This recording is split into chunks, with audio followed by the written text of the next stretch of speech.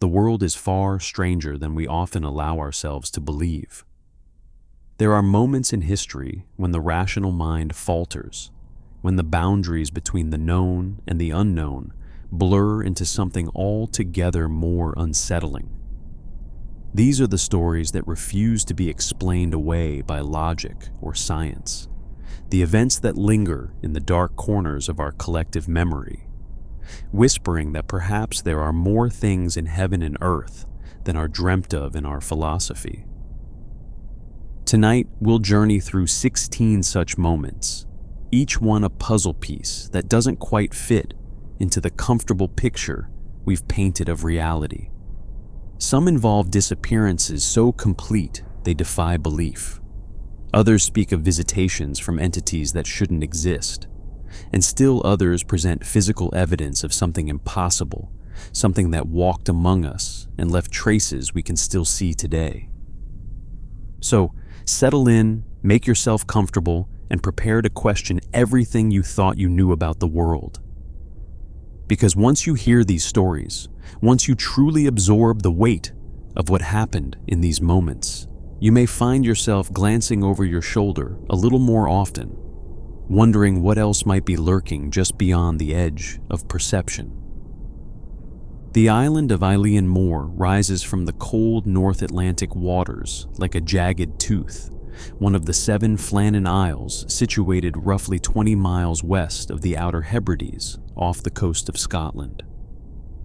It's a desolate place, windswept and forbidding, where the only sounds are the ceaseless crash of waves against ancient rock and the mournful cries of seabirds wheeling overhead. The local fishermen had long avoided these islands, whispering stories of supernatural presences and vengeful spirits that dwelled in the dark places between the stones. They called the islands the 7 Hunters and spoke of them with a mixture of reverence and fear that stretched back generations. In 1899, the Northern Lighthouse Board decided to erect a lighthouse on Eilean Mor's highest point, a beacon to guide ships through the treacherous waters of the strait. It was a marvel of Victorian engineering, standing 75 feet tall, its lamp visible for miles in every direction. The lighthouse keepers who manned this isolated outpost worked in rotating shifts, 3 men at a time, spending weeks in near total isolation before being relieved by a supply ship. On December 7th, 1899, the lighthouse was officially lit for the first time, its powerful beam cutting through the winter darkness. For nearly a year, it performed its duty without incident, a solitary light in an endless expanse of black water and darker sky. But on December 15th, 1900, something went terribly, inexplicably wrong. The first indication that anything was amiss came from the crew of the steamer Arctur, which passed the Flannan Isles on the night of December 15th during poor weather. The captain noted in the ship's log that the lighthouse was dark, its beam absent from the storm-tossed waters. This was highly unusual, as lighthouse keepers took their duties with the utmost seriousness, knowing that lives depended on that light burning through the night. When the Arctur docked in Leith on December 18th, the captain reported the dark lighthouse to the Northern Lighthouse Board. The relief vessel, a lighthouse tender called Hesperus, was scheduled to make its routine supply run to the Flannan Isles on December 20th, but adverse weather delayed its departure. It wasn't until noon on December 26, Boxing Day, that Captain Jim Harvey finally guided the Hesperus to the island's landing. From the ship, the lighthouse appeared normal, standing stark and white against the winter sky. But something felt wrong. No flag flew from the flagpole, no provision boxes waited on the landing stage, and most disturbing of all, no keepers emerged to welcome the relief crew ashore. Captain Harvey sounded the ship's horn, the blast echoing off the cliffs. Silence. He ordered a flare to be fired into the gray afternoon sky. Still nothing. A growing sense of unease settled over the crew like a cold mist. The relief keeper, a man named Joseph Moore, volunteered to go ashore and investigate. He must have felt his heart hammering in his chest as he climbed the 160 steep stone steps from the landing to the lighthouse compound. The entrance gate was closed. The main door was shut, but unlocked. Moore pushed it open and stepped inside, calling out the names of the three keepers: James Duckett, Thomas Marshall, and Donald MacArthur. His voice echoed through the empty rooms, swallowed by a silence so complete it seemed almost alive. The kitchen clock had stopped. The fire in the grate had long since turned to ash. On the table sat an uneaten meal, the plates still set, chairs pushed back as if the men had stood up suddenly and left. Moore's hands were shaking as he examined the lighthouse more closely. The lamps had been cleaned and refilled, the wicks trimmed, everything prepared for the night's work. The beds were unmade, suggesting the men had risen normally that morning. In one corner, a canary chirped softly in its cage, the only living thing in that tomb-like silence. One set of oilskins hung on its hook, suggesting that one of the keepers had gone outside without his weatherproof gear, which was peculiar for men who knew the island's brutal weather. Moore returned to the Hesperus with his grim news. Captain Harvey sent 2 more men back with him to conduct a more thorough search. They combed through every room, every storage area, every conceivable hiding place. The lighthouse log lay open, its final entry dated December 13th, noting routine weather conditions and normal operations. On a slate used for temporary notes, there were weather observations for December 14th, including readings taken at 9 in the morning on December 15th. This meant the men had completed their morning routine that day, but at some point after 9 in the morning, they had simply vanished. The search party expanded their investigation to the island itself. The east landing, sheltered from the prevailing winds, showed no signs of disturbance. But the west landing told a different story entirely. A storage box positioned 33 meters above sea level had been smashed to pieces, its contents scattered across the rocks. Iron railings, thick and sturdy, were bent and twisted as if by some tremendous force. A railway track used to haul supplies, firmly set in concrete, had been wrenched free and mangled. Most disturbing of all, a massive rock weighing over a ton was simply gone, presumably swept away by the sea. Captain Harvey sent his telegram to the Northern Lighthouse Board, his words heavy with the weight of the impossible. A dreadful accident has happened at the Flannans. The 3 keepers, Duckett, Marshall, and the Occasional, have disappeared from the island. The clocks were stopped, and other signs indicated that the accident must have happened about a week ago. Poor fellows, they must have been blown over the cliffs or drowned trying to secure a crane. The official investigation, led by Robert Muirhead, the board superintendent, concluded that the men must have gone to the west landing to secure equipment during a storm and been swept away by a massive wave. It was a reasonable explanation, one that fit the physical evidence of the damaged landing area.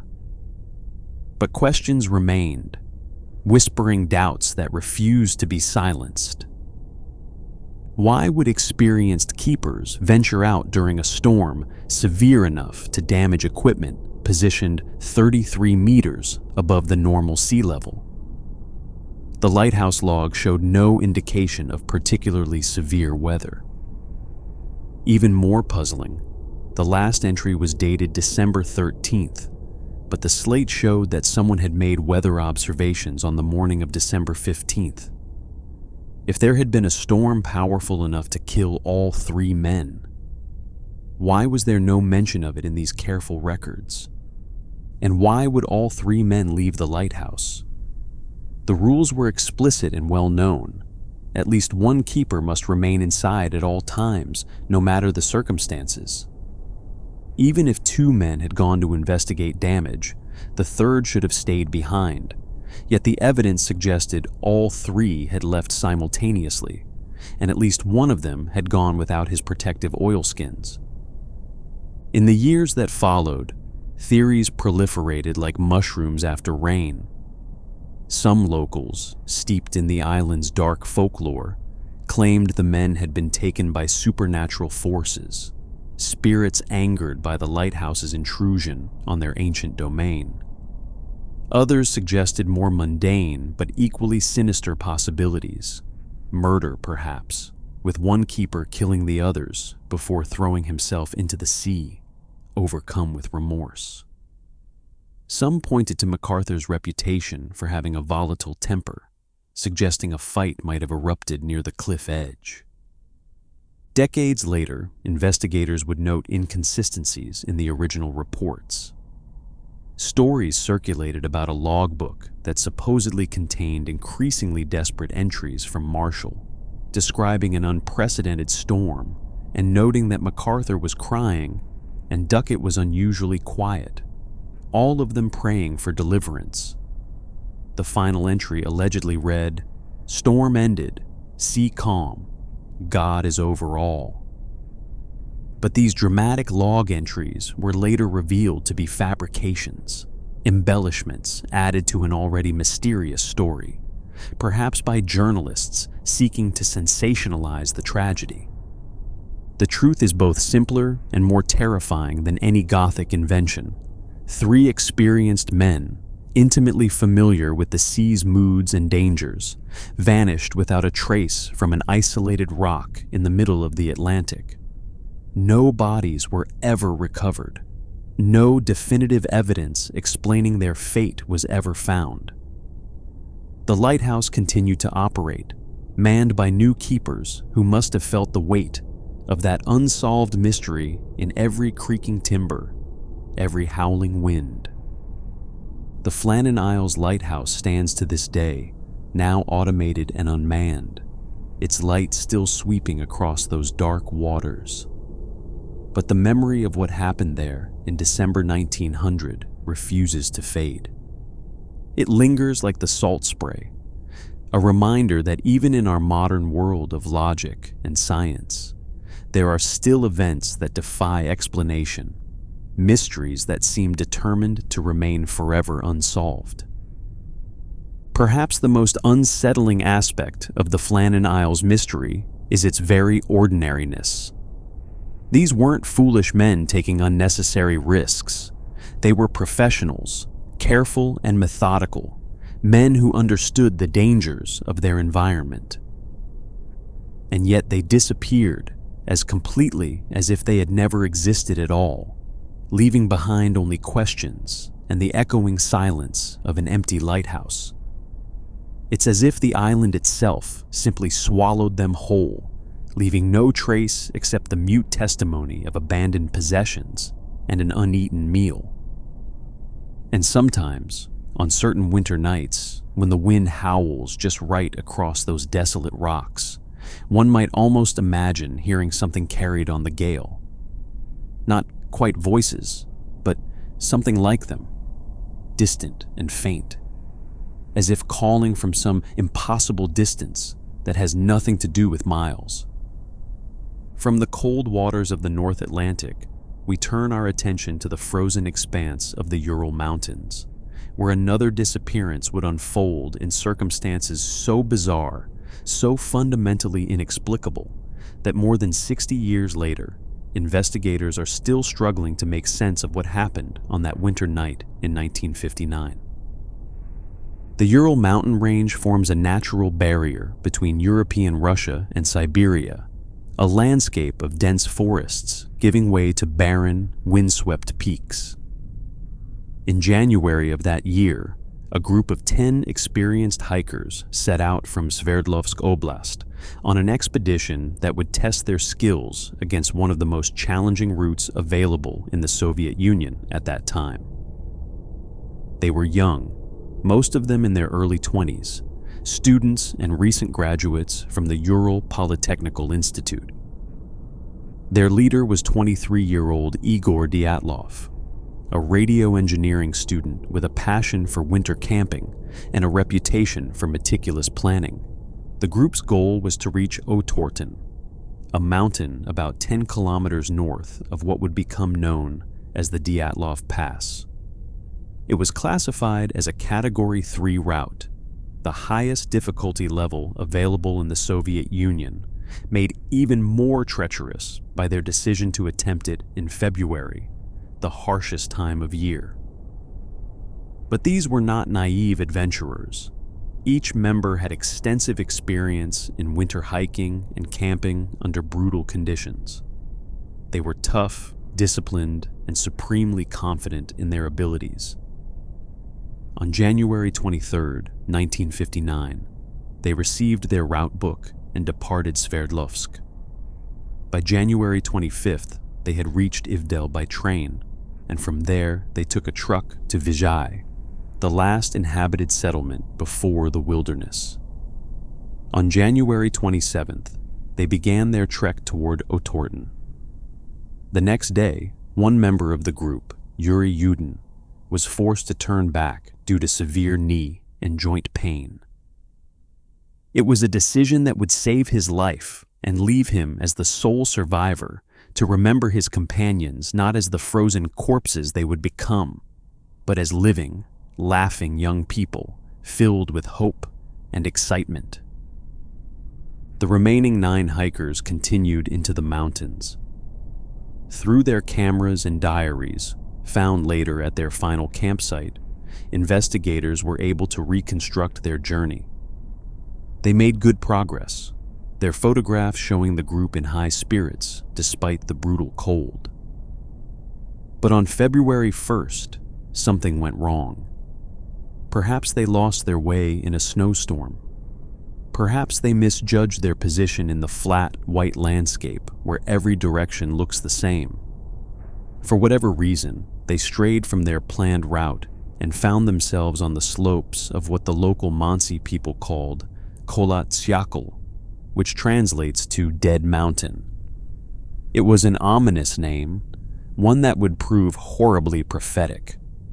Rather than lose altitude by backtracking to correct their error, Dyatlov decided to make camp on the mountainside. It was not an ideal location, exposed to the brutal winds that raked across the slope, but it was late in the day and the group was tired. They cut a platform into the snow and erected their tent, performed their evening routines, and settled in for the night. Based on their cameras and diaries, this would have been around 5 in the afternoon on February 1st. And then something happened. When the group failed to send a telegram confirming their return by February 20th as planned, search efforts began. On February 26th, searchers found the tent, and what they discovered there would launch one of the most perplexing investigations in Soviet history. The tent had been cut open from the inside, long slashes made with knives by people desperate to escape. But escape from what? There was no evidence of an attack, no signs of any external threat. The searchers found the hikers' possessions still inside the tent, including warm clothing, boots, and supplies. Some of their food was still there. Their cameras and diaries remained behind. Most bizarrely, footprints led away from the tent down the mountainside, heading toward the tree line over a mile away. The prints were made by people wearing only socks or a single boot, or nothing at all. Some appeared to be barefoot. The tracks showed no signs of panic or running. They were methodical, purposeful, as if the group had simply walked away from their shelter in an orderly fashion, despite the temperatures that night hovering around -46 degrees Celsius. The searchers followed the footprints through the snow, and what they found over the next several months would only deepen the mystery. The first 2 bodies were discovered under a cedar tree near the tree line, about 1.5 kilometers from the tent. Yuri Doroshenko and Yuri Krivonishchenko lay together near the remnants of a small fire.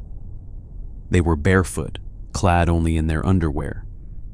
The branches of the cedar tree above them had been broken off up to a height of 5 meters, suggesting someone had climbed it, perhaps trying to see back toward the tent or looking for something in the distance. Between the cedar tree and the tent, searchers found 3 more bodies over the following days. Igor Dyatlov was discovered about 300 meters from the cedar, lying on his back as if he had been trying to return to the tent. Zinaida Kolmogorova was found another 100 meters beyond Dyatlov, also facing toward the tent. Rustem Slobodin lay between them, his body positioned as if he too had been attempting to make his way back up the slope. All 3 were insufficiently dressed for the conditions, and the official cause of death for all 5 of these initial victims was hypothermia. But then came the findings that transformed this from a tragic hiking accident into something far more sinister and inexplicable. On May 4th, after the spring thaw, the remaining 4 bodies were discovered in a ravine beneath approximately 4 meters of snow, about 75 meters from the cedar tree. These bodies presented an entirely different picture. Lyudmila Dubinina and Alexander Zolotaryov had suffered massive internal injuries. Dubinina had fractured ribs, and her tongue, eyes, and part of her lips were missing. Zolotaryov also had fractured ribs, and both victims' chest injuries were so severe that the forensic examiner compared them to the force of a car crash. Yet their bodies showed almost no external trauma, no broken skin, no bruising that would typically accompany such catastrophic internal damage.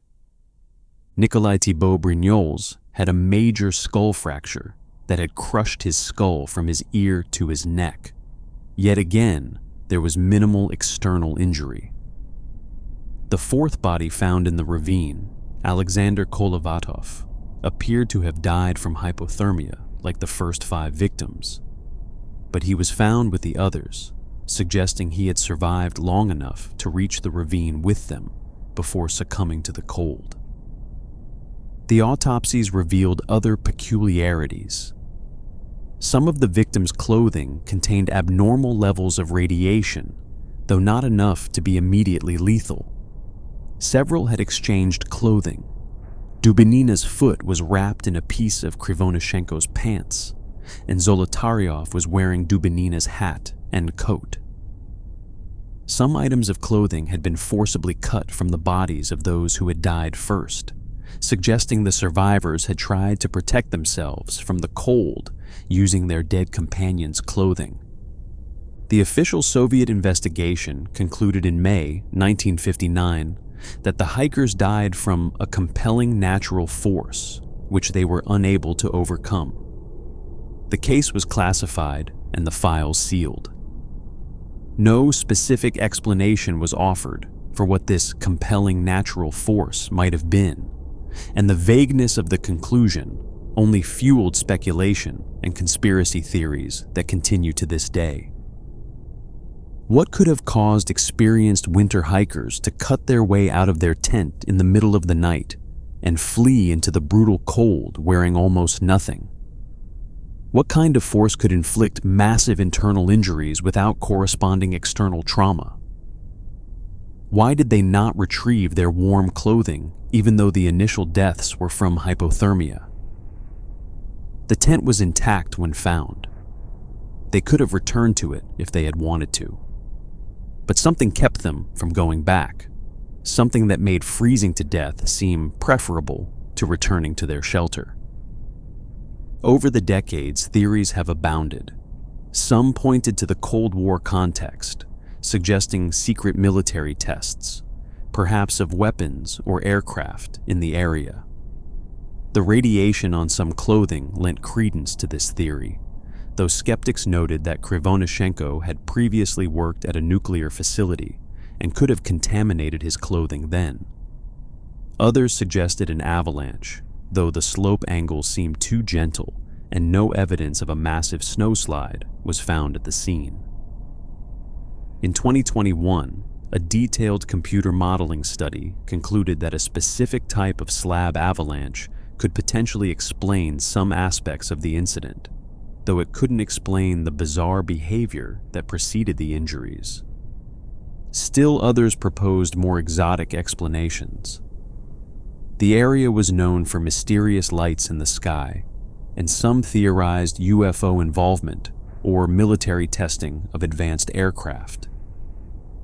The violent internal injuries without external trauma led some to speculate about infrasound, a low-frequency sound wave that can cause panic, disorientation, and potentially internal damage.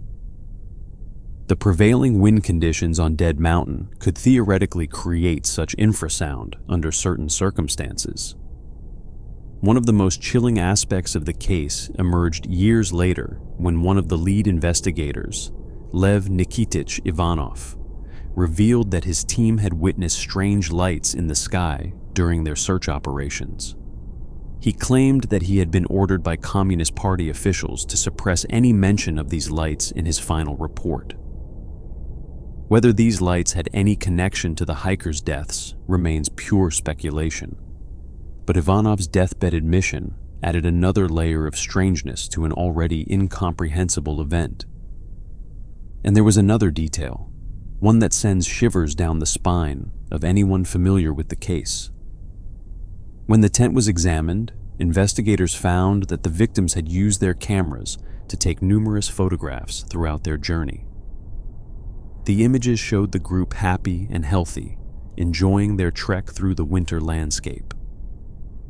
But the final photographs told a different story. Several frames showed what appeared to be glowing orbs of light in the night sky. The images were blurry and ambiguous, possibly just camera flashes or lens flares, but they were taken on the night of the tragedy, shortly before whatever drove the group from their tent. In 2019, the Russian government reopened the investigation, and in 2020, they announced their conclusion. A slab avalanche had struck the tent, causing the initial injuries and forcing the hikers to flee. This explanation satisfied few people familiar with the case.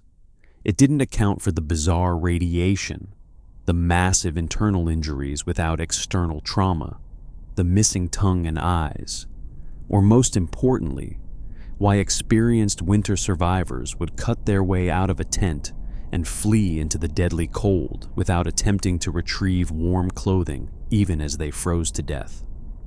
Yuri Yudin, the lone survivor who had turned back before the tragedy, spent the rest of his life haunted by the deaths of his friends. He pursued his own investigation, interviewing witnesses and examining evidence, but he could never arrive at a satisfactory explanation.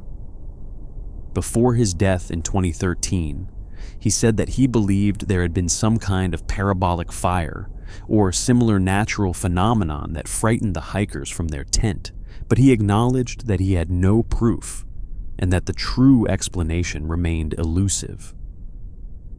The Dyatlov Pass incident endures as one of the most perplexing deaths in modern history, precisely because it resists simple explanation. Every theory that explains some aspects of the case fails to account for others. It's as if we're looking at a jigsaw puzzle where the pieces are from different puzzles entirely, forced together into an image that makes no coherent sense. 9 people died on that mountainside, and the only certainty is that we will never know with absolute confidence what happened to them in those final hours. The mountain keeps its secrets, and Dead Mountain earned its name in the most terrible way imaginable. Far from the frozen wastes of the Ural Mountains, in a modest council house on Green Street in the North London suburb of Enfield, another mystery was unfolding, one that would captivate and disturb Britain for over 18 months. This wasn't a tale of disappearance or unexplained death, but something arguably more unsettling: the possibility that a family's home had become the stage for forces that defied every rational explanation. It began on an August evening in 1977, in a time when Britain was struggling through economic hardship and social upheaval. The Hodgson family, a single mother named Peggy, and her 4 children, Margaret, Janet, Johnny, and Billy, lived in a typical semi-detached house in Brimsdown, a working-class area of Enfield. There was nothing unusual about them, nothing that would have marked them as candidates for the extraordinary events that would soon consume their lives and transform their ordinary home into what some would call the most convincing evidence of paranormal activity ever documented in England. The first signs of trouble came on August 30th, when 11-year-old Janet and her 13-year-old sister Margaret complained to their mother that their beds were shaking. Peggy Hodgson dismissed it as childish imagination or pranks, but then she heard it herself: a shuffling sound from the girls' bedroom, followed by loud knocking noises that seemed to come from the walls themselves. When she entered the room, she saw a heavy chest of drawers sliding across the floor, moving of its own accord. Peggy tried to push it back into place, but it resisted her efforts, as if some invisible force was holding it in position. Frightened and unable to explain what was happening, Peggy called the police. When Police Constable Carolyn Heaps arrived, she was skeptical, expecting to find an overactive imagination, or perhaps a domestic dispute. Instead, she witnessed something that shook her trained rationality to its core. In her official statement, Heaps described seeing a chair slide approximately 3 to 4 feet across the floor. It moved, she said, when no one was near it, and she could find no explanation for how it had happened. She examined the floor for hidden wires or strings, searched for any mechanism that could have caused the movement, but found nothing. The chair had simply moved, impossibly, inexplicably. This was just the beginning. Over the next 18 months, more than 30 people, including neighbors, journalists, paranormal investigators, and even skeptical scientists, would witness phenomena that seemed to defy every known law of physics. Furniture moved without human contact. Objects flew through the air as if hurled by unseen hands. Loud knocking and banging sounds emanated from the walls, floors, and ceilings, sometimes in apparent response to questions. And most disturbing of all, both Janet and Margaret, but especially Janet, appeared to be levitating, their bodies lifted several feet off the ground and thrown across rooms by forces that left no physical trace. The case attracted the attention of Maurice Grosse and Guy Lyon Playfair from the Society for Psychical Research, Britain's most respected paranormal investigation organization. Grosse, in particular, became deeply involved with the case, documenting hundreds of incidents over the course of more than a year. He installed recording equipment in the house, capturing hours of audio that seemed to support the family's claims. The recordings included the sound of furniture moving, crashes, and bangs that had no identifiable source, and most chillingly, a voice that claimed to be a spirit. This voice became one of the most controversial aspects of the Enfield case. It was deep and raspy, completely unlike Janet's normal voice, and it claimed to be a man named Bill Wilkins, who had died in the house years earlier, sitting in a chair in the living room, suffering a hemorrhage.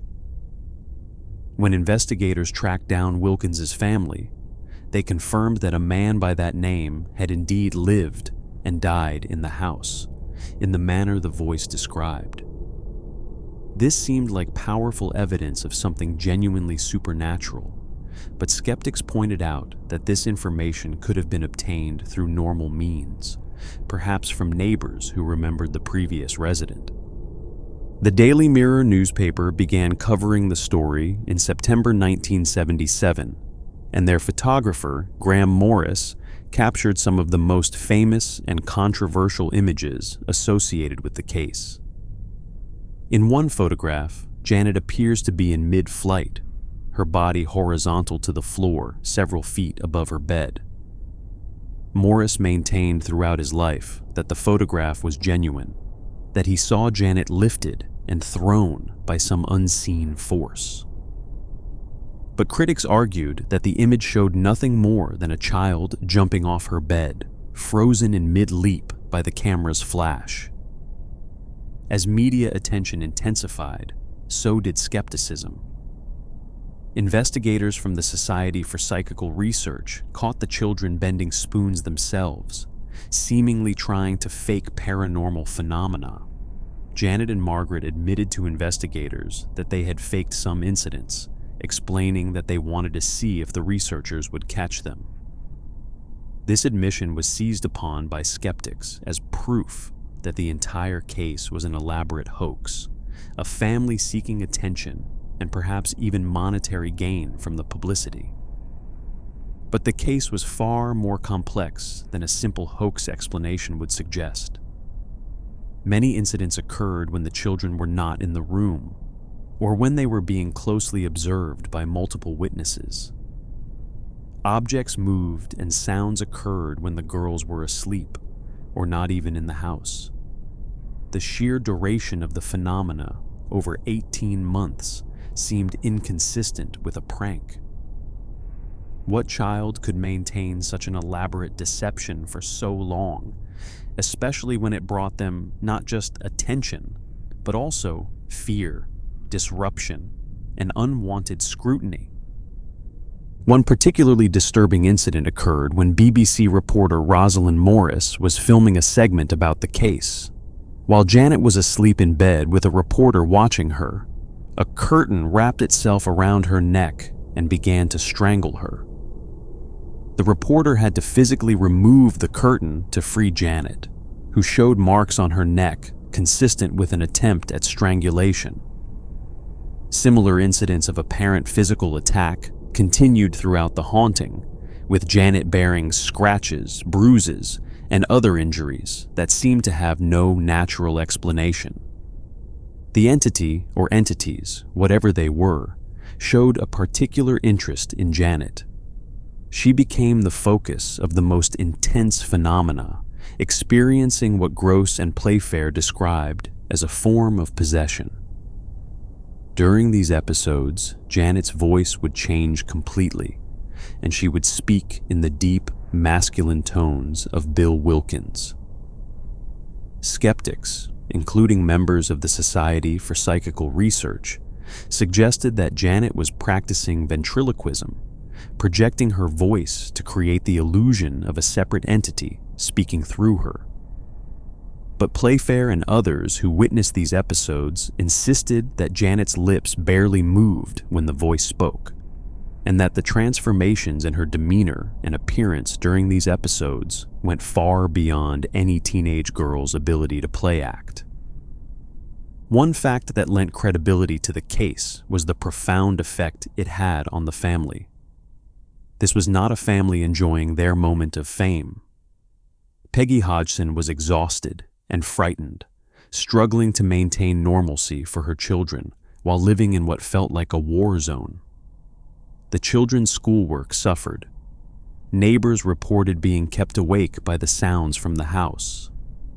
The family received threats from people who believed they were faking the incidents for attention. If this was all a hoax, it was one that brought the Hodgsons far more suffering than benefit.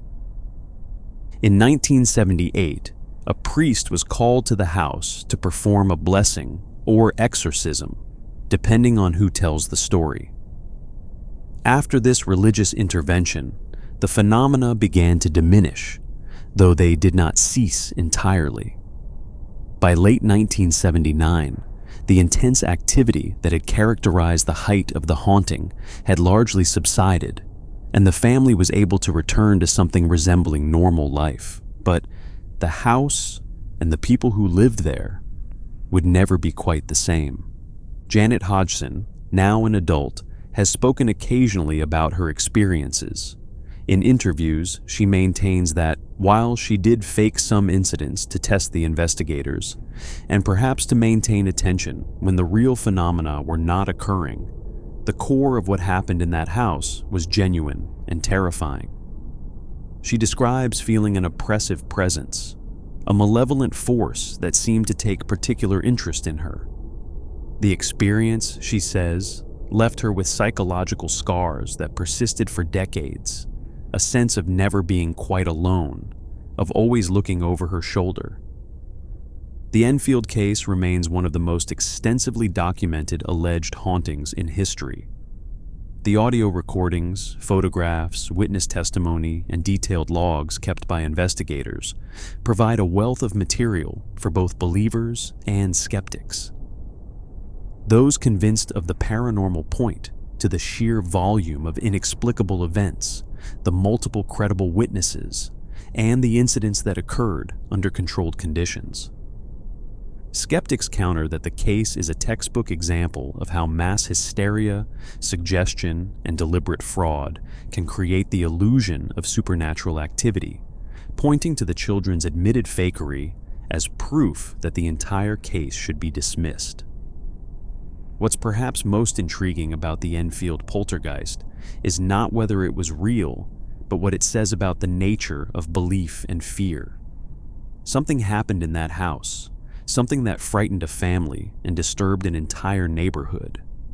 Whether that something was a genuine paranormal entity, a psychological phenomenon amplified by suggestion and fear, or an elaborate hoax remains a matter of fierce debate. But for the Hodgson family, who lived through 18 months of chaos and terror, the debate is somewhat beside the point. Their experience was real to them, and its effects lingered long after the last object had stopped moving, and the final unexplained sound had faded into silence. The house on Green Street still stands today, occupied by a different family who report no unusual activity. Perhaps whatever was there has left. Or perhaps, as some believe, it simply waits, dormant but not gone, ready to wake should the conditions prove favorable once more.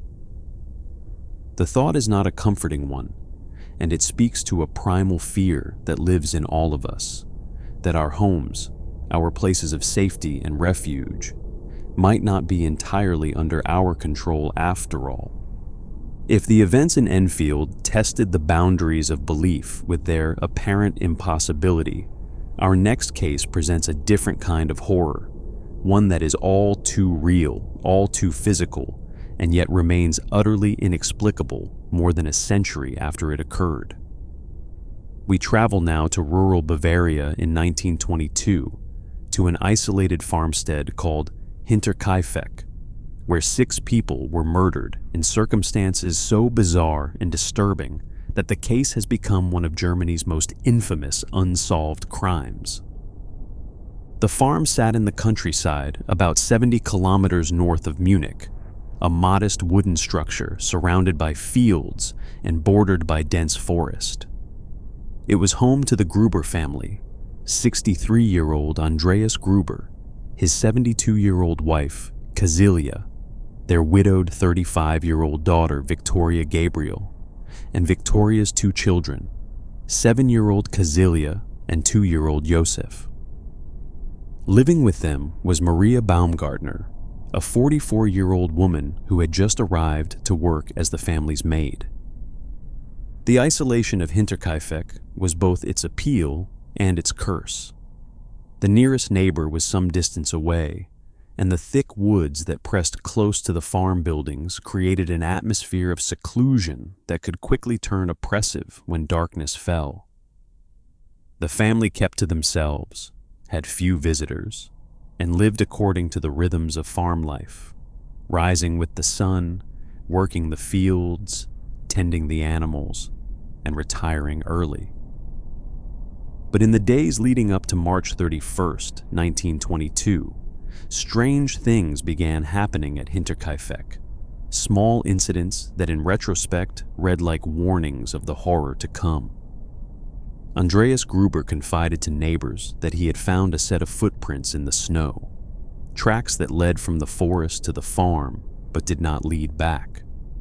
Only one set of prints going in one direction, as if someone had approached the farm and then simply vanished, or more disturbingly, as if someone had approached the farm and never left. Around the same time, Andreas discovered a newspaper from Munich on the property, a publication that no one in the household subscribed to or had purchased. When he inquired with the local postman, he learned that it could not have been a delivery error. No one in the vicinity received that particular newspaper. It was as if someone had left it there deliberately, but who and why remained mysterious. Most unsettling of all, the family reported hearing footsteps in the attic at night. Andreas climbed up to investigate on more than one occasion, but found no one. The previous maid had quit 6 months earlier, and some said she had left because she believed the house was haunted, that she had heard strange sounds that frightened her enough to abandon her position despite having nowhere else to go. When pressed, she would only say that she heard things that should not be there, noises that made her skin crawl and her heart race with inexplicable fear. On the afternoon of March 31st, Maria Baumgartner arrived at Hinterkaifeck, escorted by her sister who helped her settle in before leaving. That sister was likely the last person to see any of the inhabitants alive, though she reported nothing unusual about the atmosphere or the family's demeanor. Just another day on an isolated farm, or so it seemed. But that evening, something monstrous unfolded. Investigators later reconstructed the sequence of events from the evidence left behind, and the picture they pieced together is the stuff of nightmares. Late that afternoon or early evening, Andreas, his wife Kazilia, their daughter Victoria, and 7-year-old Kazilia were lured one by one to the barn. Perhaps Andreas went first to do evening chores. Perhaps the killer, hiding in the barn, called out for help. Whatever the ruse, all 4 walked into that barn, and all 4 were struck down with a mattock, a farming tool similar to a pickaxe with a broad blade on one end. The blows were delivered to the head with savage force, crushing skulls and killing the adult victims quickly. But 7-year-old Kazilia did not die immediately. The autopsy would later reveal the most heartbreaking detail of this entire horrific crime. Clumps of her own hair were found clutched in her small hands, hair she had torn from her own head in her death agony. She survived for several hours after the attack, lying in that barn next to the bodies of her mother, grandfather, and grandmother, before finally succumbing to her injuries and the cold. After dispatching the 4 in the barn, the killer or killers entered the house. 2-year-old Josef was found in his crib, his skull crushed by that same terrible weapon. In her bedroom, Maria Baumgartner, who had been in the house for less than a day, was also struck down. She may have heard the sounds from the barn, may have sensed something was wrong, but she never had a chance to escape or even to scream. The mattock ended her life with the same brutal efficiency it had shown the others. And then, the killer did something that transforms this from a terrible but comprehensible murder into something that chills the blood in a different way entirely. He stayed. He remained at the farm for days, living with the corpses, sleeping in the house where his victims lay dead. He fed the animals each morning, keeping up the appearance of normalcy so that neighbors would not grow suspicious. He ate food from the kitchen, cooked meals on the stove. Smoke was seen rising from the chimney on the days following the murders, and at night, light glowed in the windows. Anyone passing by would have assumed the Grubers were going about their normal evening routines, never suspecting that 6 people lay dead while their killer moved through the house like he owned it. It wasn't until April 4th, 4 days after the murders, that neighbors became concerned. Young Kazilia hadn't been to school, and no one from the farm had been seen. When a group of neighbors finally went to investigate, they made the horrific discovery. The police were summoned from Munich, but by the time they arrived, the crime scene had been thoroughly contaminated. Dozens of curious neighbors and locals had trampled through the barn and house, disturbing or destroying evidence in their shock and morbid fascination. The investigation that followed was extensive, but ultimately fruitless. Over 100 people were questioned. The mattock used to kill the family was found in the barn, its blade still stained with dried blood. But fingerprinting was not yet standard practice in rural Bavaria, and the compromised crime scene yielded few useful clues. The bodies were examined by a forensic doctor who confirmed the preliminary findings.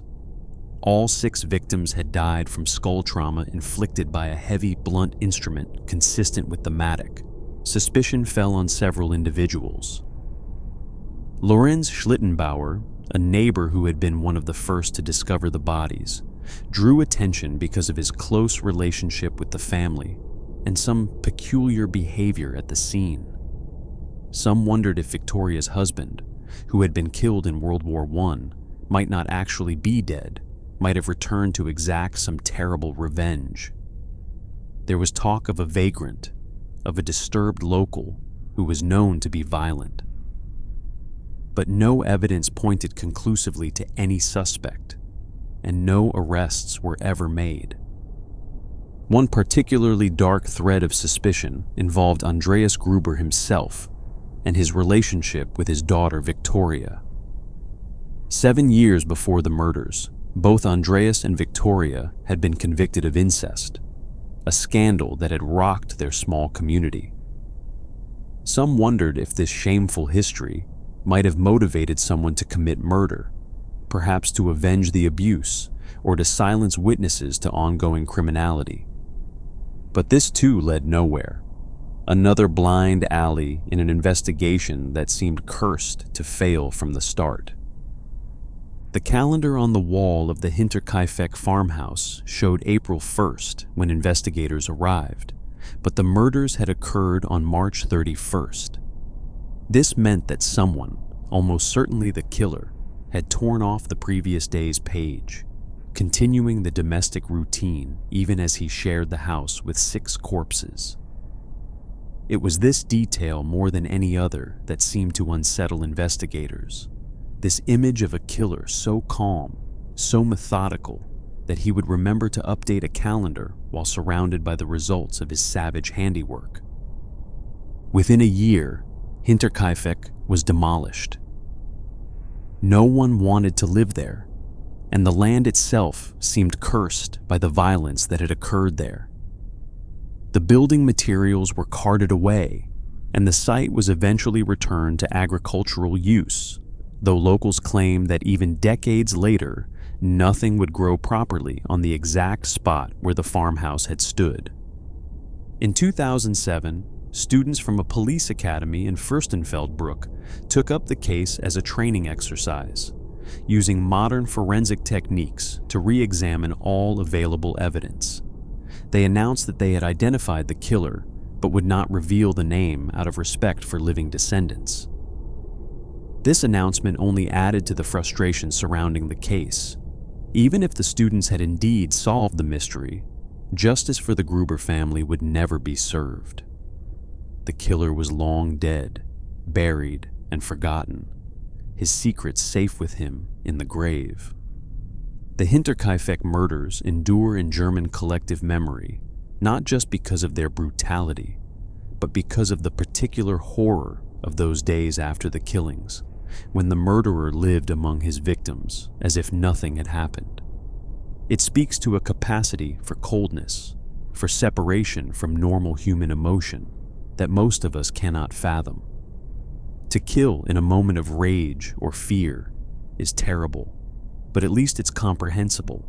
To kill and then stay, to eat and sleep and carry on domestic routines while surrounded by the dead, suggests a mind operating according to rules entirely alien to normal human psychology.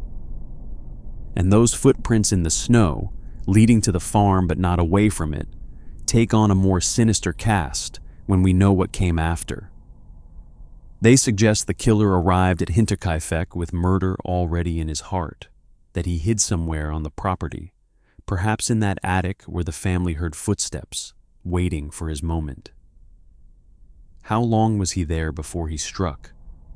Did he watch the family go about their evening routines, biding his time? The questions multiply the more we think about them, each one more unsettling than the last.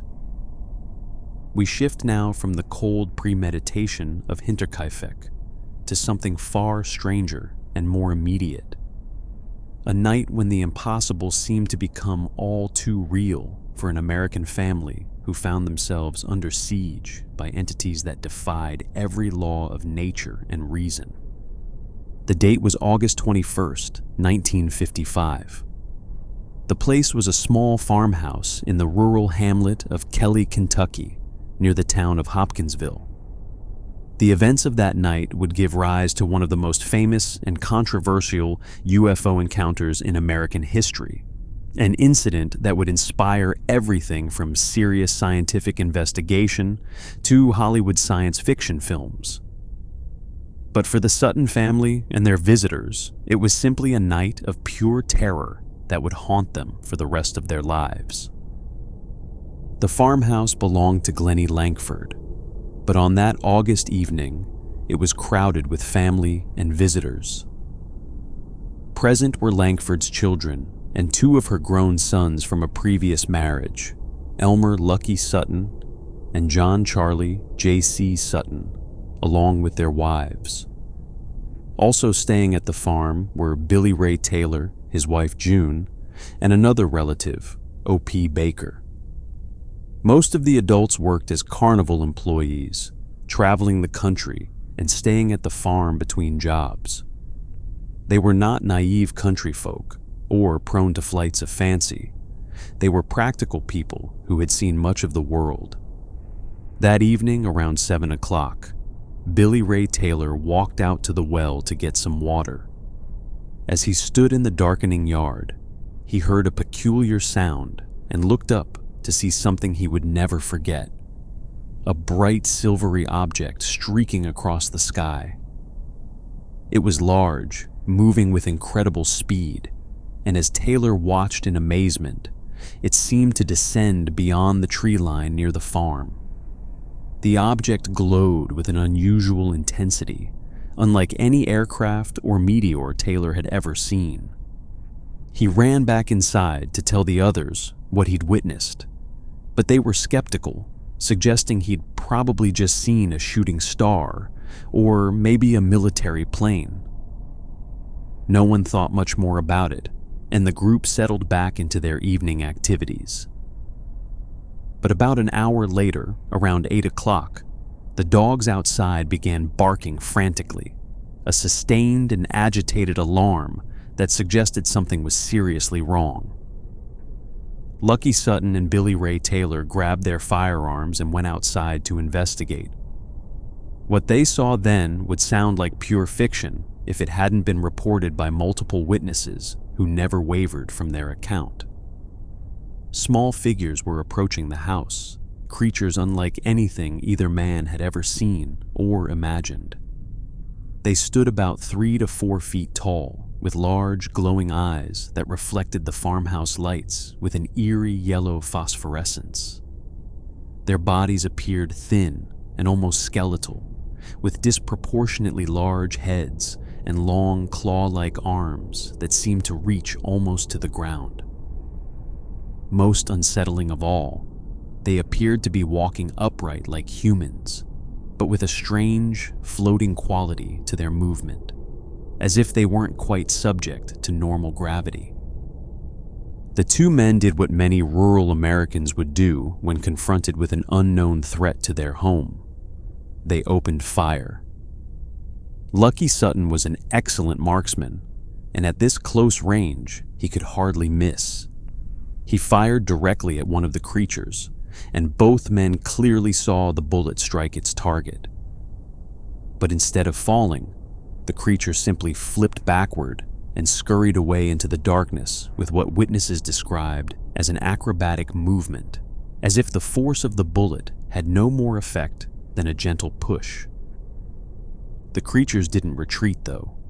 If anything, the gunfire seemed to embolden them, or at least not deter them. They began appearing at the windows, pressing their faces against the glass, peering into the house with those glowing eyes. One reached down from the roof, its clawed hand extending toward Billy Ray Taylor's hair as he stood under the porch overhang. Family members pulled him back inside before the creature could make contact, and the men fired again, this time at the thing on the roof. Again, the creature seemed impervious to the gunfire, making a metallic sound when the bullet struck, as if the men were shooting at a tin can rather than a living creature. For the next 3 to 4 hours, the siege continued. The creatures would appear and disappear, showing themselves at windows, on the roof, in the yard. The family huddled inside, terrified, while Lucky and Billy Ray kept watch with their weapons. When they fired at the creatures and hit them, which happened multiple times, the beings would simply float to the ground and then retreat into the darkness, only to reappear moments later from a different direction.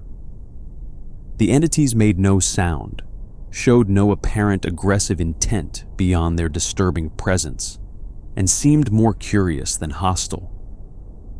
But their persistence was terrifying, and their apparent invulnerability to bullets made them seem less like flesh and blood creatures, and more like something from a nightmare. Finally, around 11 o'clock, during a lull in the creature's appearances, the entire group made a desperate decision. They piled into 2 cars and fled, driving at top speed to the Hopkinsville police station. When they burst into the station, breathless and terrified, they presented such a picture of genuine fear that the officer on duty immediately called for backup. The group was not drunk. Tests would later confirm this. They were not prone to pranks or attention-seeking behavior. They were simply terrified, describing in consistent detail the entities that had besieged their home.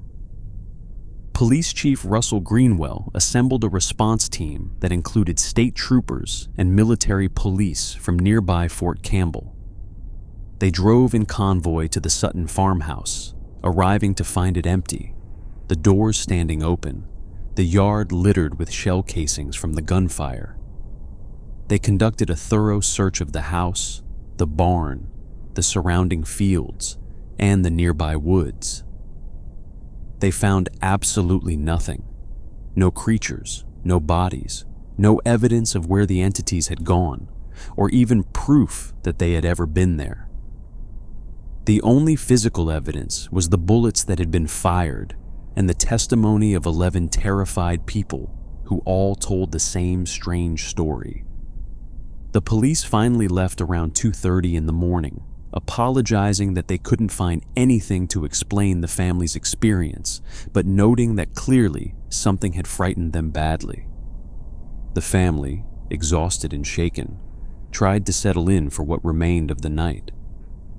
But around 3:30 in the morning, according to their later testimony, the creatures returned. This time, seeing them again was too much. The family packed up everything they could carry and left Hinterkaifeck for good.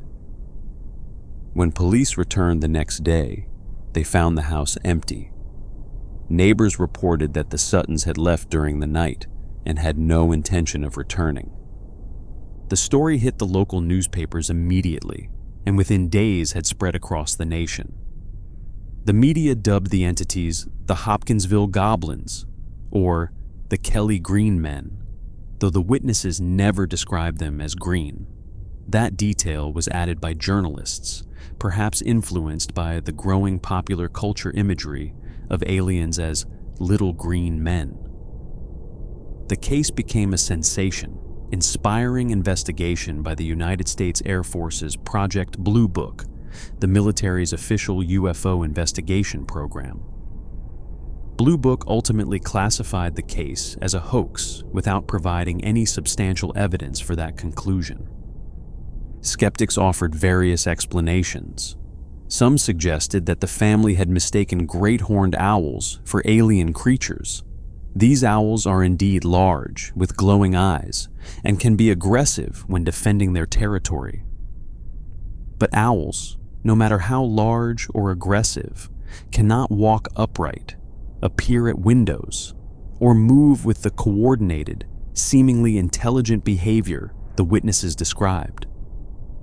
Another theory suggested the family had been drinking and imagined the whole event, but blood tests conducted shortly after their arrival at the police station showed no alcohol in their systems. Others proposed that the entire incident was an elaborate hoax, perhaps to gain attention or even to distract from some other activity at the farm. But if so, it was a hoax that the family maintained for the rest of their lives. They never profited from the story, never sought publicity, and in fact suffered considerable harassment and ridicule because of their claims. Lucky Sutton's daughter, Geraldine Sutton Stith, would later say that her father never liked to discuss the incident because of how people treated him afterward, making jokes and questioning his sanity. If this was a hoax, it brought the Suttons nothing but pain. Physical evidence did emerge that seemed to support at least part of their story. Photographs taken by a local plumber near the time and location of the incident appeared to show unidentified flying objects in the sky above the area, though the images were too blurry to provide definitive proof of anything unusual. Multiple other residents of the region reported seeing strange lights in the sky that same night, though none reported encounters with entities like those described by the Sutton family. The Kelly-Hopkinsville encounter has never been satisfactorily explained.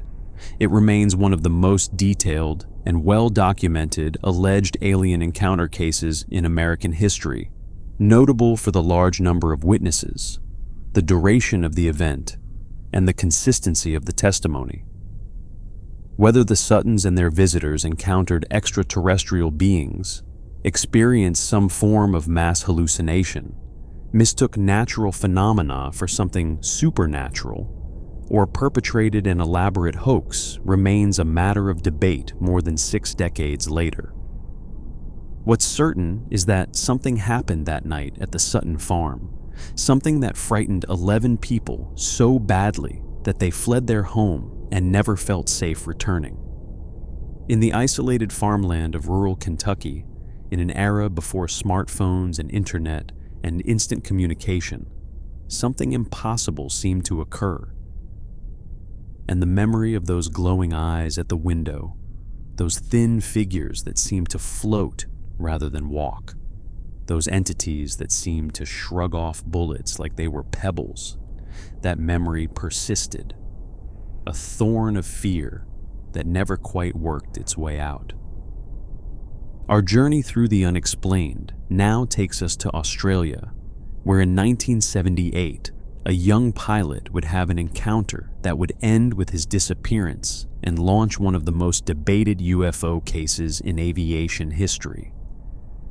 This is not a story of multiple witnesses or extended encounters. This is about 20 minutes of radio transmission, a set of mysterious final words, and a disappearance so complete that more than 40 years later, we still don't know with certainty what happened to Frederick Valentich. Frederick Valentich was 20 years old in October of 1978. a pilot with modest experience but big dreams. He had about 150 hours of flying time and was working toward his commercial pilot's license, though he had struggled with the theoretical examinations, failing them multiple times. He had applied twice to the Royal Australian Air Force, but had been rejected due to inadequate educational qualifications. But his passion for flying was undeniable, and on October 21st, he rented a single-engine Cessna 182L from Moorabbin Airport in Melbourne for what he told the rental company would be a training flight to King Island in Bass Strait, about 100 miles to the south. It was early evening when Valentich took off, the sun setting over Melbourne as he turned south toward the Bass Strait. The weather was clear, visibility excellent, perfect flying conditions for what should have been a routine training flight. Valentich maintained radio contact with Melbourne Flight Service, his communications recorded automatically as all aviation radio traffic is. That recording would become one of the most analyzed and debated audio documents in the history of UFO research. At 1900 hours, or 7 in the evening, Valentich radioed Melbourne Flight Service to report that he had Cape Otway in sight. His voice was calm, professional, giving no indication that anything was wrong. But 6 minutes later, at 1906, his next transmission had an edge of uncertainty to it. Is there any known traffic below 5,000 feet? The controller, Steve Roby, checked his radar and responded that there was no known traffic in Valentich's vicinity, but Valentich wasn't satisfied with that answer. There is an aircraft about 4,000 feet, he said, his voice now clearly concerned. Roby again confirmed that no traffic was showing on radar. Valentich's next words would mark the beginning of one of the strangest conversations in aviation history. It's approaching now from due east towards me. It seems to be playing some sort of game, flying at speeds I could not identify. Over the next several minutes, Valentich described the craft in increasingly agitated terms. It was large, he said, with 4 bright landing lights.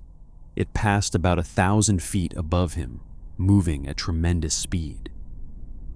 Then it disappeared. Valentich thought briefly that perhaps it had left, but moments later, he reported that it was back, approaching him from the southwest. His engine began to run roughly, coughing and sputtering. The controller asked him to identify the aircraft, but Valentich could only say that it was large, that it wasn't an aircraft as he understood them. "It's not an aircraft," he said, his voice now clearly stressed, and you can hear the fear creeping in at the edges of his words. "It's..." There was a long pause, 17 seconds of open microphone, during which a strange metallic scraping sound could be heard over the radio. It was a sound that shouldn't exist on an aircraft radio frequency, a noise that experts who later analyzed the recording could not identify or explain. And then the transmission simply ended. Frederick Valentich was never heard from again. An extensive search operation was launched immediately, involving multiple aircraft, ships, and eventually covering more than 1,000 square miles of ocean. For days, search teams scoured the Bass Strait, looking for any sign of the Cessna or its pilot. They found nothing. No wreckage, no debris, no oil slick, no body. It was as if Frederick Valentich and his aircraft had simply vanished from existence, leaving behind only that cryptic radio transmission and a mystery that has endured for more than 4 decades. 5 years later, an engine cowl flap washed ashore on Flinders Island. An investigation confirmed that it came from the type of Cessna that Valentich had been flying, with serial numbers in the range that included his aircraft. But this single piece of debris weathered and degraded by years in the water, raised more questions than it answered.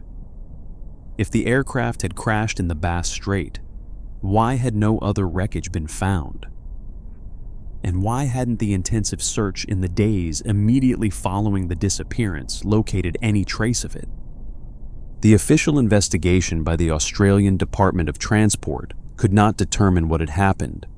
They classified the case as a disappearance presumed fatal, but they offered no explanation for what Valentich might have seen or what caused his aircraft to vanish.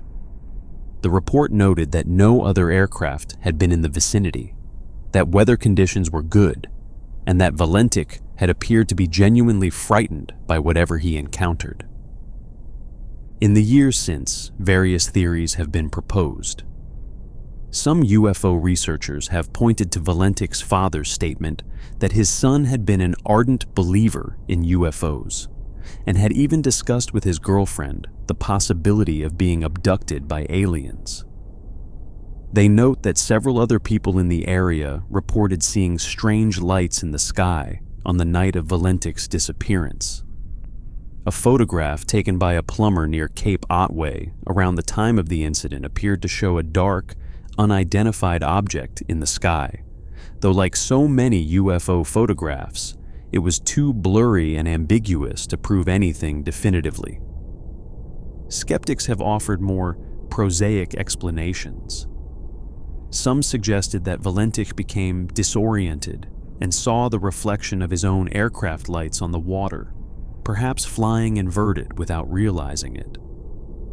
Others proposed that he saw the lights of a fishing vessel or another boat on the water and mistook them for an aircraft. Some even suggested that Valentich staged his own disappearance, perhaps landing at a remote airstrip and starting a new life elsewhere. This theory pointed to the fact that he had enough fuel to fly much farther than King Island, and that despite the supposedly desperate nature of his final transmission, he never declared an emergency or indicated that he was in immediate danger. In 2013, a detailed analysis of the radio transcript and flight conditions suggested that Valentich may have fallen victim to what's known as a graveyard spiral, a deadly illusion where a pilot becomes disoriented and inadvertently puts the aircraft into a descending spiral while believing they are flying straight and level. In this scenario, Valentich would have mistaken the stars or lights on the horizon for an approaching aircraft, and his panic and disorientation could have caused him to lose control of the Cessna, sending it spiraling into the dark waters below. But this explanation doesn't account for all the details. Valentich was flying in clear conditions with excellent visibility. He was an experienced pilot, not likely to become so completely disoriented in such ideal conditions. And most troubling of all, what was that strange metallic sound on the recording? That 17 seconds of inexplicable noise that came just before the transmission ended. Aircraft radios don't normally pick up sounds like that, and experts who have analyzed the recording have been unable to identify any known mechanical or electrical source for the noise. The Valentich case remains officially unsolved. The Bass Strait, where he disappeared, is a notoriously treacherous body of water with strong currents and deep trenches where wreckage could easily be lost. But the complete absence of debris from such a recent crash, in an area that was so thoroughly searched, continues to puzzle investigators. And that final radio transmission, with Valentich's increasingly frightened voice describing something he couldn't identify, something that wasn't behaving like any aircraft he knew, continues to haunt anyone who listens to it. Whether Frederick Valentich encountered an extraterrestrial craft, became disoriented and crashed, or somehow staged his own disappearance and has been living under an assumed identity for more than 40 years, we may never know with certainty. What we do know is that a young man took off on what should have been a routine training flight and simply vanished, leaving behind only questions and that disturbing recording of his final moments in the air. And somewhere in the dark waters of the Bass Strait, perhaps answers lie buried in the deep, waiting for the day when the sea might finally yield its secrets. We remain in Australia for our next story, but we travel back in time to 1948 and shift from the sky to the sand, from a disappearance in the air to a death on the beach. This is the case of the Somerton man, a mystery so complex and multi-layered that more than 70 years after his body was discovered, investigators are still unraveling its secrets, and some believe we may never know the full truth of who he was and why he died. It was the morning of December 1st, 1948, on Somerton Beach in Adelaide, South Australia. The beach was largely deserted, as it typically was in the early morning, with just a few early risers out for a walk or a ride. One such walker noticed a man lying propped against the seawall, his head tilted back, his legs extended straight out in front of him with his ankles crossed. The walker initially assumed the man was drunk or sleeping off a rough night, but something about the stillness of the figure was disturbing. Upon closer inspection, it became clear that the man was dead. Police were called, and when they examined the body, they found something puzzling. The man appeared to be in his early 40s, smartly dressed in a suit and tie, his shoes polished, his appearance that of someone who took care in his personal presentation. But there was no identification on his body, no wallet, no papers, nothing that would indicate who he was or where he came from. Even more strangely, all the labels had been removed from his clothing, every tag and mark that might have identified the manufacturer or retailer carefully cut away. The man was tall, about 5 feet 11 inches, with hazel eyes and gray-brown hair. He was clean-shaven, well-groomed, and appeared to have been in good health before his death. An autopsy revealed no obvious cause of death. There were no signs of violence, no wounds, no evidence of heart attack or stroke. The internal organs showed some congestion consistent with possible poisoning, but toxicology tests found no trace of any known poison in his system. It was as if the man had simply decided to stop living, his body shutting down without any identifiable medical reason. But the mystery deepened considerably in the months that followed. In April 1949, 4 months after the body was discovered, a more thorough examination of the man's clothing revealed a secret pocket inside the waistband of his trousers. It was the type of small, concealed pocket designed to hold a fob watch, and inside it, tightly rolled up, was a tiny scrap of paper. When unrolled, the paper bore 2 words in an elegant printed script: Tamam Shud, which is Persian for "it is ended" or "it is finished." A local journalist recognized the phrase immediately. It was the final line from the Rubaiyat of Omar Khayyam, a collection of 12th-century Persian poetry that had become popular in Australia during and after World War II through an English translation by Edward Fitzgerald. The police launched an appeal to the public, asking if anyone had a copy of the book with this final phrase missing. In July 1949, a man came forward claiming he had found a copy of the Rubaiyat in his car shortly after the body was discovered. Someone had apparently tossed it through his open car window while he was parked near Somerton Beach. The police examined this book and found that its final page had been torn out in a way that perfectly matched the scrap found in the dead man's pocket. But that wasn't all they found. On the back cover of the book, barely visible to the naked eye but clear under UV light, was a phone number and a series of letters that appeared to be some kind of code. The number was traced to a young woman living near Somerton Beach, a nurse named Jessica Thompson, though she initially gave police a false name and asked them to keep her identity secret. When shown the body, or rather, a plaster cast of the dead man's face and upper body, the body had been embalmed and buried by this time, Thompson appeared shocked and as if she might faint. But she denied recognizing the man.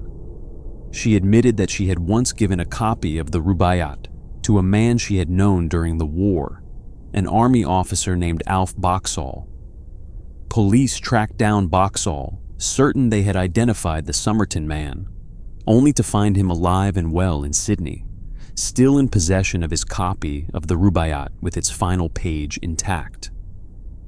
The code on the back of the book has never been definitively deciphered. It reads, Mergoababd, Minti Bimpanet P, Maliaboyak C, ITTMT Samst Gab. Some letters are crossed out, some appear to have been written over other letters.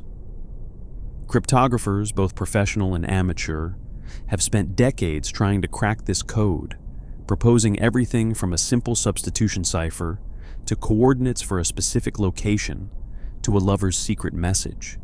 None of these solutions have been universally accepted, and many experts now believe the letters may not be a code at all, but perhaps random letters or initials, or even a pattern that has meaning only to the person who wrote them and the person it was intended for.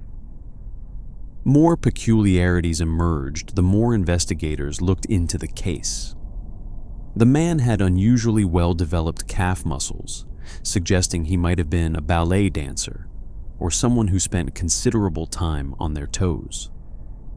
His teeth were in poor condition, but unusually he appeared to have never sought dental treatment, which was uncommon for a man of his apparent age and social class. He had a rare genetic condition affecting his teeth, found in only about 2% of the population. He also had a specific ear structure, with the upper hollow of his ear absent, another rare genetic trait found in only about 1 to 2% of Caucasian people. Intriguingly, Jessica Thompson's son Robin, born just months before the Somerton man's death, shared both of these rare genetic traits, the unusual teeth and the distinctive ear structure. The statistical probability of this being coincidence was extraordinarily low, leading many to speculate that the Somerton man was Robin's biological father and that Thompson had lied about not recognizing him. But if so, why would she have denied knowing him? And why would the father of her child be lying dead on a beach with his identity deliberately obscured? Theories about the Somerton man proliferated over the years. Some believed he was a spy, perhaps Soviet or American, involved in Cold War espionage. The coded message, the removed labels, the mysterious manner of death that suggested an undetectable poison, all seemed consistent with intelligence work. The fact that the incident occurred during the early years of the Cold War, when Australia was hosting joint military exercises with the United States and was considered a target for Soviet intelligence gathering, lent credence to this theory. Others proposed that he was involved in criminal activity, perhaps smuggling or organized crime, and had been murdered by associates or rivals. Some suggested a tragic love affair, a jilted lover who poisoned himself near the home of the woman he loved. The phrase Tamam Shud, meaning "it is ended," seemed to support the idea of a deliberate suicide motivated by romantic loss. In 2022, more than 70 years after the Somerton man's death, genetic genealogist Colleen Fitzpatrick and Professor Derek Abbott announced that they had identified the man through DNA analysis. Using hair samples from the plaster death mask that had been preserved since 1948, they claimed the Somerton man was Carl Charles Webb, an electrical engineer and instrument maker from Melbourne. According to their research, Webb was born in 1905 and would have been 43 at the time of his death, fitting the estimated age. He had a brother-in-law named Thomas Keene, which might explain the T. Keene markings found on some items in a suitcase believed to belong to the dead man. But even this apparent solution raised new questions. Why would Carl Webb remove all identification from his belongings? Why was he on a beach in Adelaide, hundreds of miles from his home? What was his connection to Jessica Thompson, if any? How did he die? And what did that cryptic code mean? The identification of the Somerton man as Carl Webb provides a name, but it doesn't solve the mystery of what happened to him or why. Jessica Thompson died in 2007, taking whatever secrets she held to her grave. If she knew who the Somerton man was, she never admitted it publicly. Her daughter Kate believes her mother was hiding something, that she had been involved in intelligence work during the war and possibly after, and that the Somerton man's death was connected to that shadowy world of secrets and lies. But these are only theories, unsupported by hard evidence. The Somerton man, whether he was Carl Webb or someone else entirely, remains one of the most enigmatic figures in Australian history. His death represents the kind of mystery that seems designed to frustrate investigation, with each answer leading only to more questions, each clue pointing in multiple contradictory directions. And at the heart of it all is a fundamental question that may never be satisfactorily answered. Why did a man take such elaborate steps to conceal his identity, only to lie down on a beach and die, leaving behind a cryptic message and a puzzle that has confounded investigators for more than 7 decades? We leave behind the 20th century now and travel back to the Victorian era, to a February morning in 1855 when the residents of Devon, England, awoke to find something so strange in the freshly fallen snow that many became convinced they had been visited by the devil himself. This is the story of the devil's footprints, a phenomenon so widespread and so inexplicable that more than a century and a half later, we still have no definitive explanation for what occurred that winter night. The winter of 1855 in England had been particularly harsh. Snow had fallen repeatedly since January, each new snowfall adding to the accumulation, creating a landscape of unbroken white across the countryside. On the night of February 8th, another heavy snow fell across the county of Devon, blanketing everything in a fresh layer of pristine snow. When the residents of the small towns and villages scattered across East and South Devon woke on the morning of February 9th, they discovered something that would spark a controversy lasting to this day. Footprints. Thousands upon thousands of them, stretching across the landscape in what appeared to be a continuous trail that wound through towns, across fields, over rooftops, and along walls. But these were not normal footprints. They appeared to have been made by something with hooves, each print measuring approximately 4 inches long by 3 inches wide, resembling a cloven hoof like those of a donkey, or perhaps even more disturbingly, like the traditional depictions of Satan's feet. But the truly bizarre aspect was not the shape of the prints, but their pattern and distribution.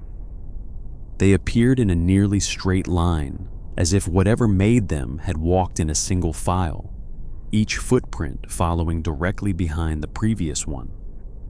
The distance between prints was remarkably consistent, about 8 to 16 inches apart, and most inexplicable of all, the trail seemed to go through obstacles rather than around them. The prints led up to walls and continued on the other side, as if whatever made them had simply passed through solid brick.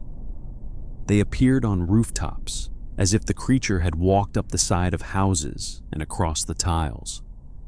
They led into drain pipes as small as 4 inches in diameter and emerged on the other side.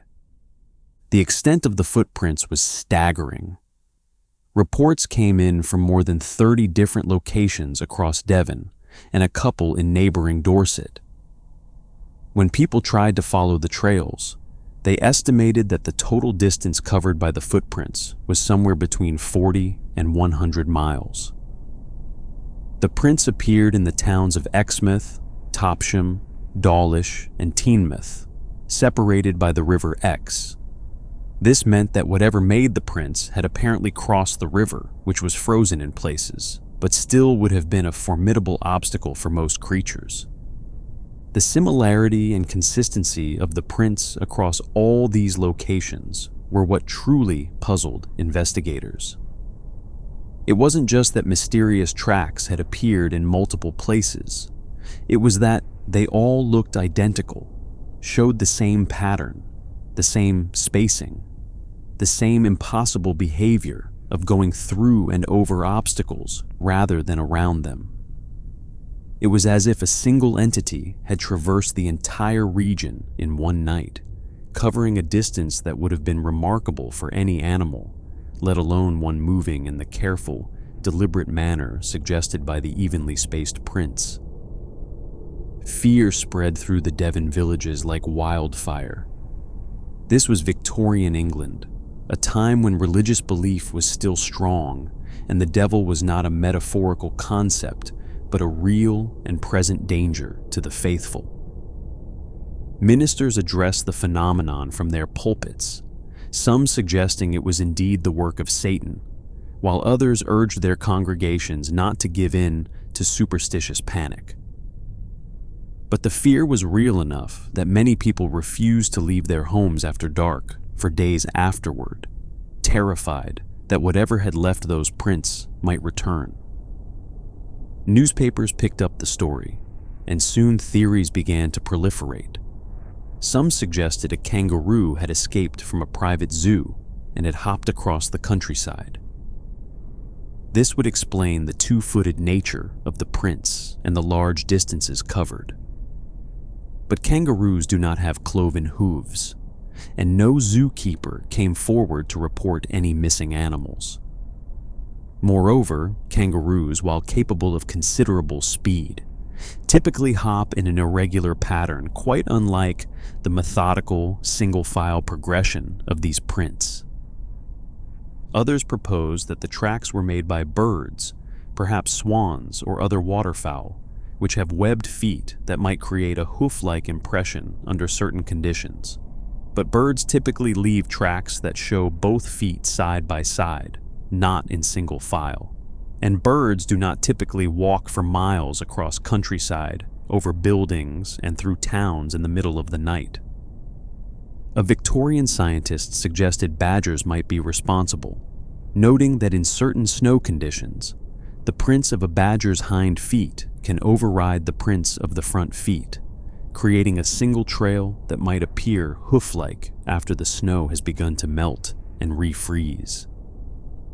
This was perhaps the most plausible explanation offered at the time, but it failed to account for the sheer distance covered or the reports of prints appearing on rooftops and high walls.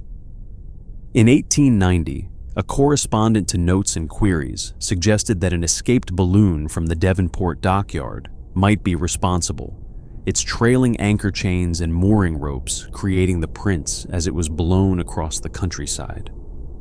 This ingenious theory could potentially explain the widespread distribution of the prints and their ability to appear in unlikely places like rooftops. But it couldn't explain why the prints appeared to be deliberately placed in single file, rather than randomly dragged, or why no one reported seeing or hearing a balloon drifting across the landscape during the night. Mike Dash, a historian who extensively researched the case in the 1990s, concluded that there was no single explanation for all the reported prints. He suggested that some were probably hoaxes, deliberately faked to add to the excitement and fear. Others might have been made by common quadrupeds like donkeys and horses, their tracks distorted by the effects of melting and refreezing. Still others might have been made by wood mice or other rodents. Mice, when hopping through snow, can leave tracks that resemble tiny cloven hooves because of the way their hind feet land together. But even Dash admitted that not all the reported prints could be explained by these rational explanations. A residual mystery remained. The Devil's Footprints phenomenon was not unique to Devon in 1855, though it remains the most famous and extensive reported instance.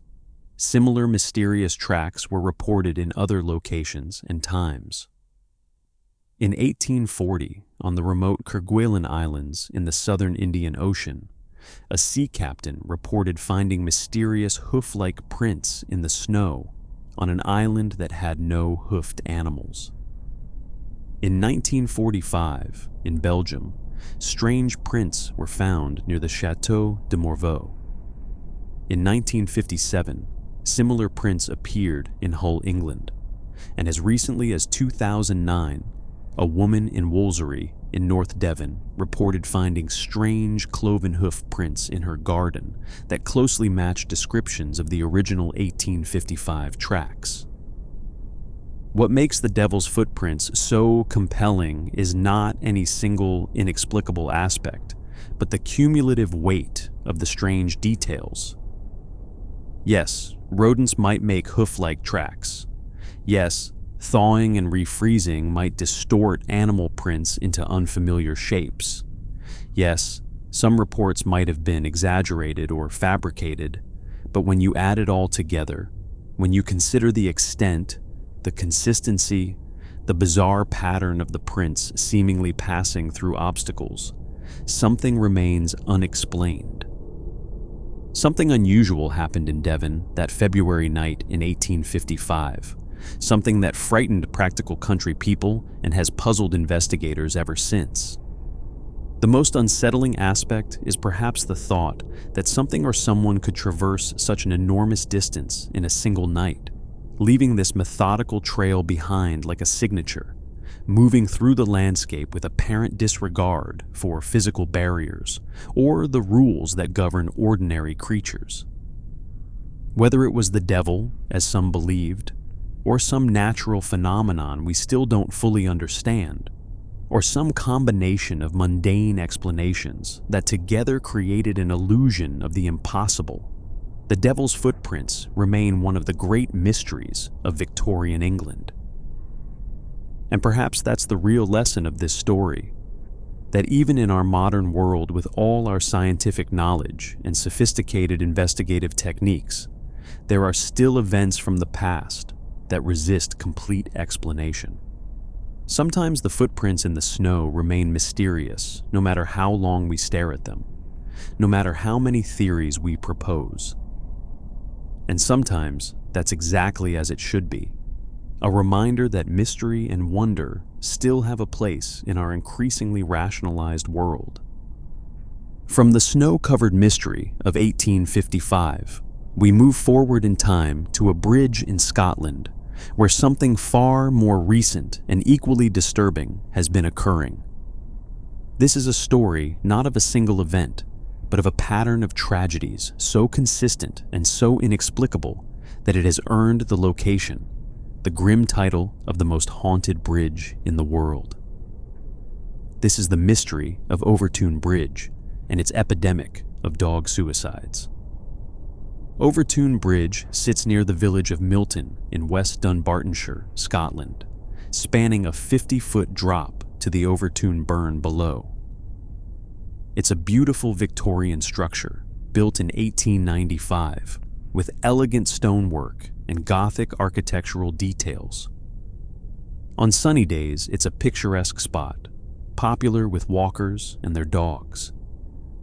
But this bridge holds a dark secret, one that has claimed the lives of hundreds of dogs over the past 70 years. The pattern is always the same, disturbingly consistent in its details. Dogs walking across the bridge with their owners will suddenly, without warning, leap over the parapet wall on the right-hand side of the bridge. They don't jump frantically or appear to be chasing something. They simply climb up onto the wall and leap into the air, falling 50 feet to the rocks and undergrowth below. many die on impact. Those that survive often climb back up to the bridge and attempt to jump again, as if compelled by some irresistible force to throw themselves to their deaths. The first recorded incident occurred in the 1950s, but reports escalated dramatically in the 1960s and have continued to the present day. Local estimates suggest that over the past several decades, somewhere between 300 and 600 dogs have leaped from Overtoun Bridge. The exact number is impossible to determine, as not all incidents have been officially recorded. But what is certain is that the phenomenon is real, ongoing, and completely baffling. What makes the Overtoun Bridge mystery even more disturbing is its specificity. Dogs almost always jump from the same spot on the bridge, an area between the last two parapets on the right-hand side when walking from the village toward Overtoun House. They jump on clear, sunny days, never in rain or fog. The victims are almost exclusively long-nosed breeds like Labradors, Collies, and Retrievers. Small dogs and short-nosed breeds almost never make the leap, and the dogs show no signs of distress before jumping. They're not running in panic or being chased. They simply walk to that specific spot, climb up, and jump. One of the most heartbreaking cases involved a dog named Hendrix in 2014. Hendrix leaped from the bridge, but miraculously survived the 50-foot fall with only minor injuries. His owner, Alice Trevorrow, was horrified and relieved in equal measure. She vowed never to cross the bridge again with Hendrix. But when they were forced to cross it one more time months later, Hendrix did it again. He jumped a second time from the exact same spot. This time, he wasn't so lucky. Perhaps even more disturbing than the dog deaths is an incident that occurred in 1994. A man named Kevin Moy threw his infant son from the bridge, claiming that the baby was the Antichrist. The child died, and Moy was convicted, but found not guilty by reason of insanity. He claimed that demonic forces at the bridge had compelled him to commit the act. While this was clearly the act of a deeply disturbed individual, it added another layer of darkness to the bridge's already sinister reputation. Scientists have proposed